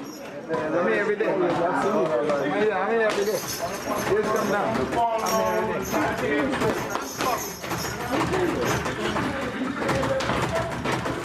Sorry. Okay. Here. When he starts, okay? Okay, both sides go around the 14. These are the 16s. Okay. These are actually 18s. This one, these are for him. This one.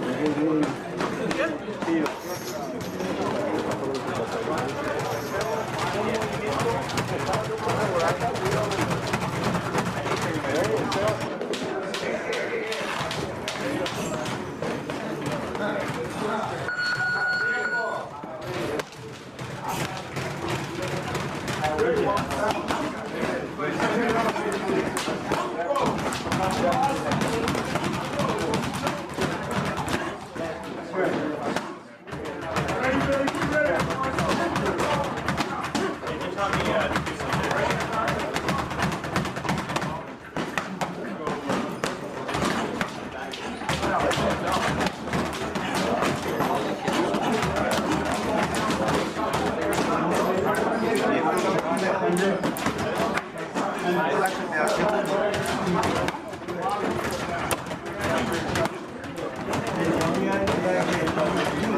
Inside, okay? Quick.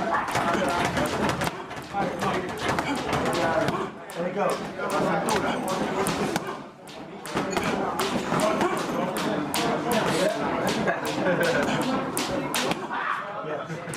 Yeah.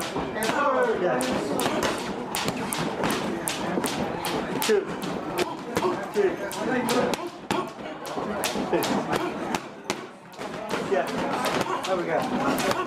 Good. That's it.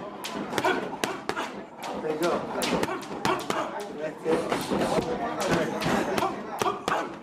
Good. Okay. Yes. Under. Under. Baixa pouco, tá falando. Under.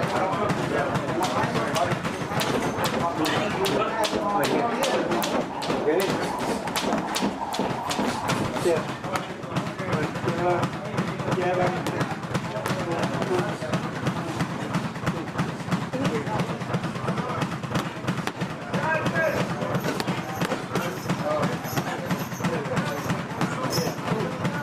Okay.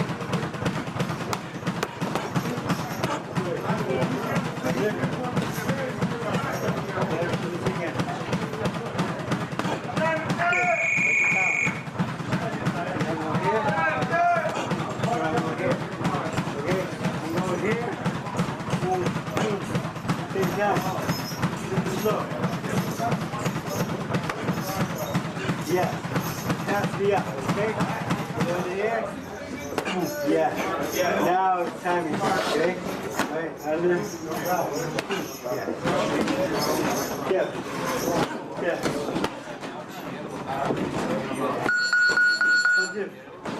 Conjure.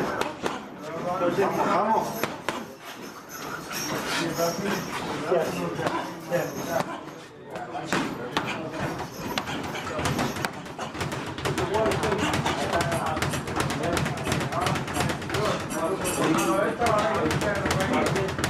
Cambiando con el polvo.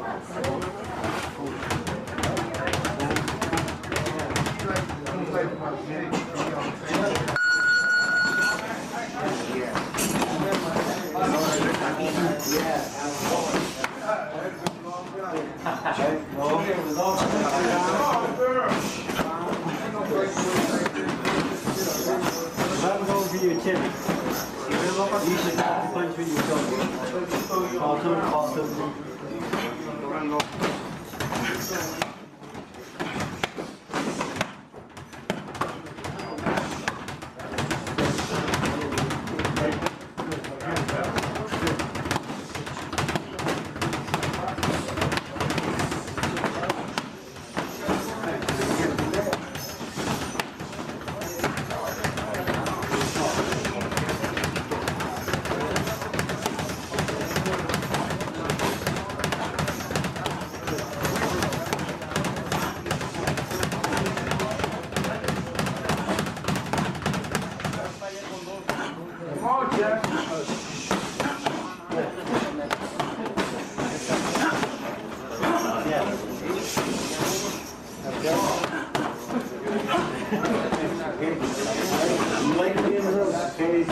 Você gosta de ficar nas costas. You come, you faz well. Remember, on the road, you pull here, when you trouble, you yank your head. Okay, so from there, all you can do is come back. Okay, you get hit one time because of that.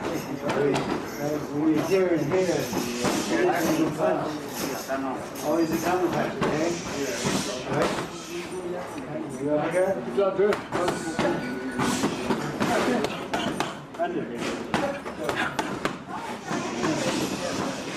Yeah. Jab hook. Jab hook. Good. Up hook. Good. Hook.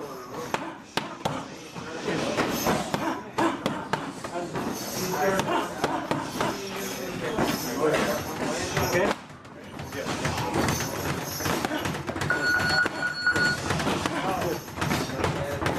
Your feet. Use your hand, your head, your shoulders. They all can be used as things. Okay? I'm coming, Bo! When you feint me, Damn! I'm not gonna run outside butt naked. Yeah, bro.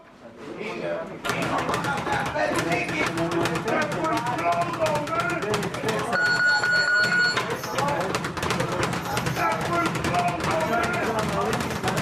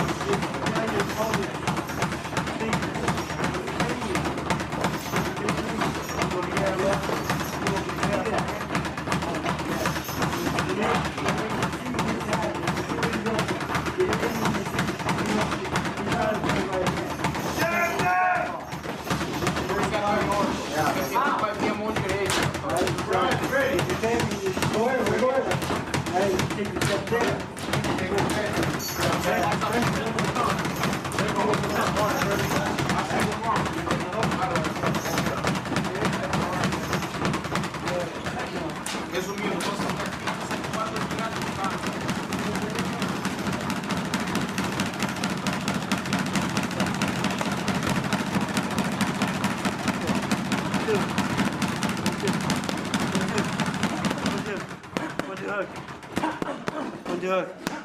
Uppercut. Hook. Hook. Under. Yes. Yes. Yes. Two. 1, 2. 1, 2. 1, 2. Hook.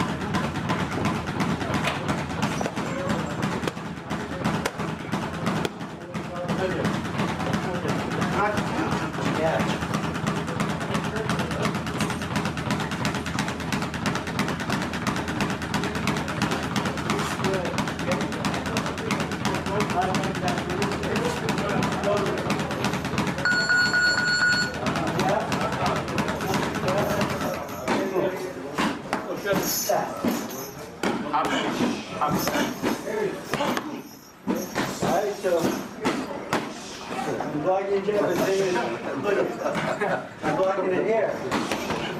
Right? And then, a lot of people don't block the jab here.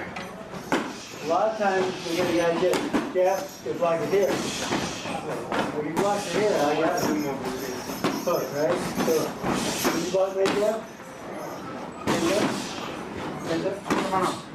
my jab. You block there. And chop off. You fight right here now, so don't cross. Okay?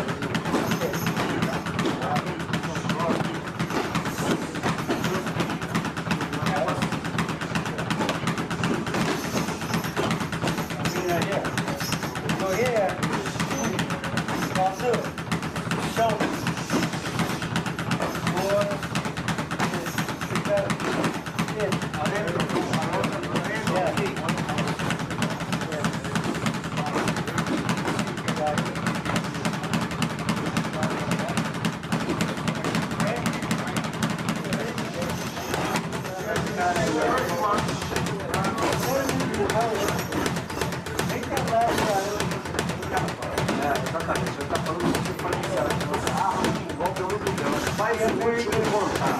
E eu fui atrás.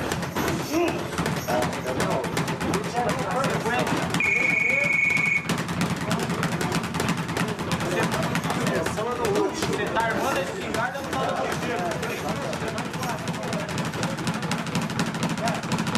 A maioria dos lutadores são What I want you to do, I want you to be able to see that. See his mistake. That's why we have the pain. See his mistake and see what he is. We have a walk in boxing, you have a 12-round fight, you have time to learn your opponent by 4 rounds. Você tem tempo de estudar o teu Usando o jab, você tem que fazer essa tocar. Então você tem que ter uma armar o problema. Aonde vai ser a cagada dele? Then I go here, here, bang, hook. The hook and I go here. Yeah. However, the hook is only a setup. It's a power shot. Yeah. Here I go. Feet. Left, right, left, right, left, right. Because I'm reaching here. So, yeah.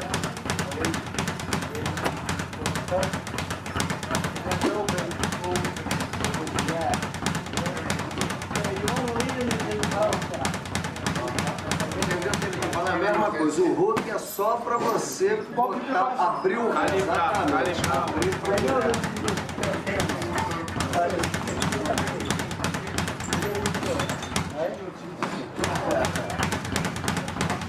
Yeah. Yeah.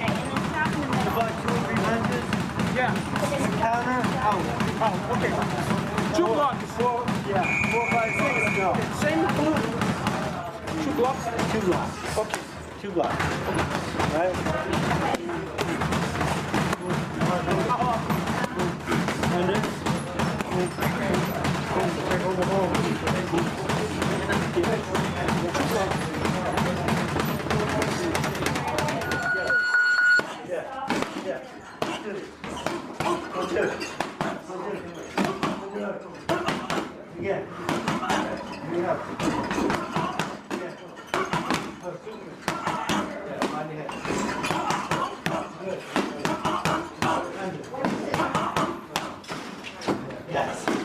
Very good. Yeah, but it's okay. As long as you don't use the car, it's fine.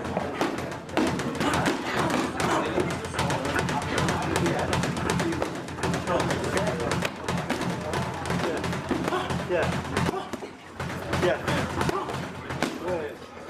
Yeah. 1, 2. 1, 2.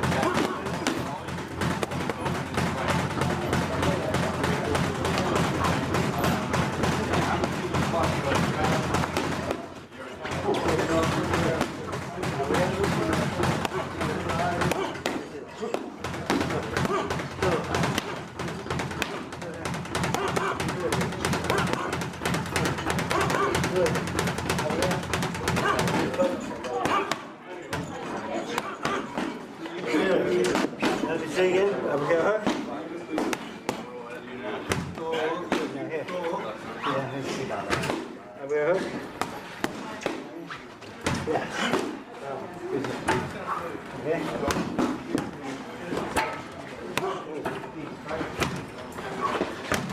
Yeah. Yeah.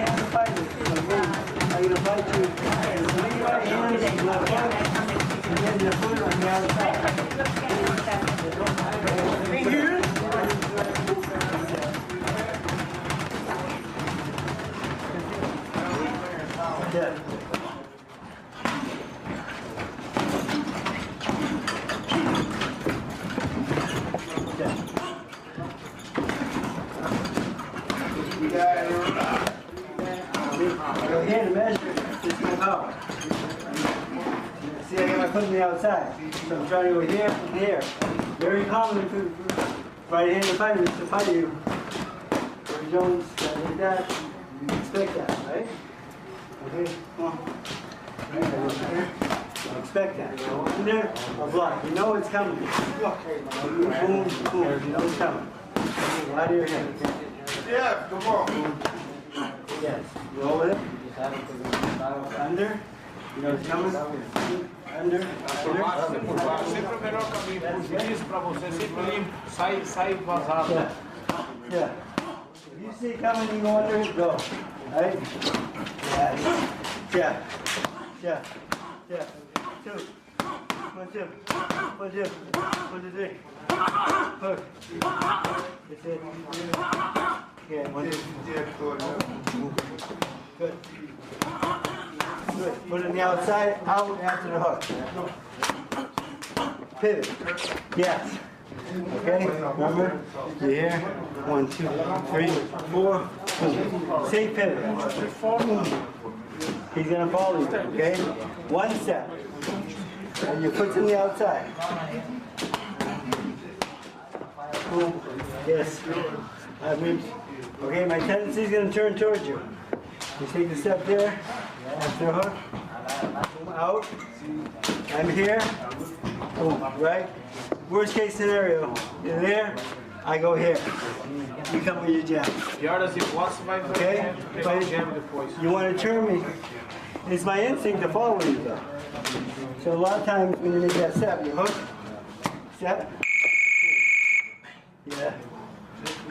Yes, okay? Because now you haven't got balance, okay? You're turning me into punches. You're in control of the situation, okay? Smart. Jab. Jab. 1, 2. 1, 2. 1, 2, hook. Buddy. Buddy. Come on. Come on. Quick. Rápido, rápido.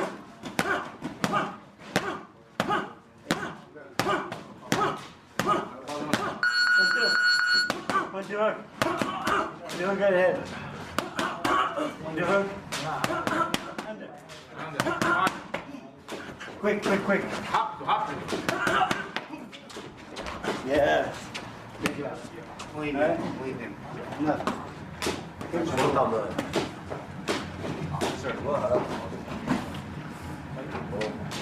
Corta o canto, limita o seu movimento.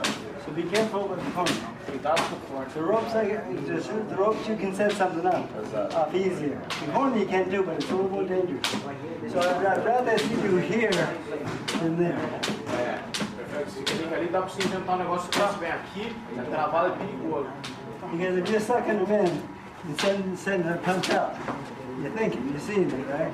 You're sending a punch out like here, you come and they try to go hook over the side. But yeah, that's okay.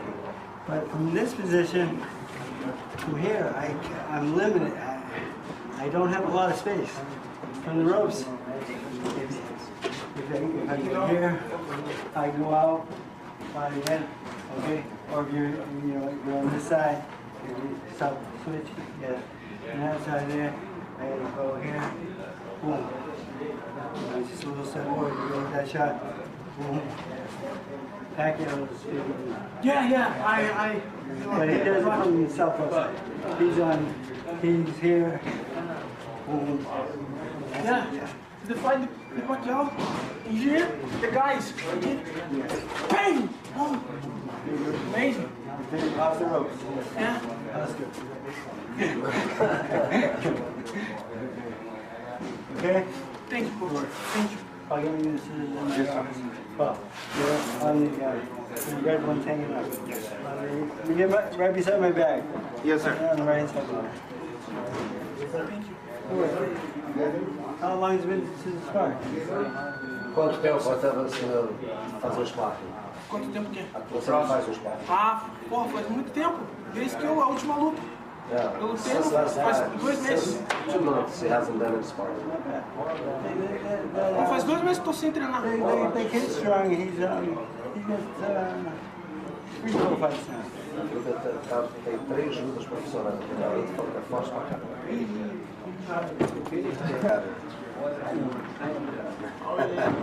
The company's boxing not that good as MMA's.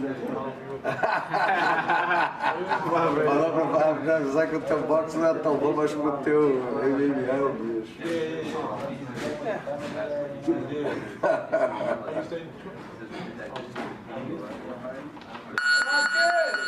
When I fought Camacho, he was a smart boxer and he had speed, and the face is just so much danger more because much more effective because he's so quickly he works so quickly off him. You know, I was just too slow at that time in my life.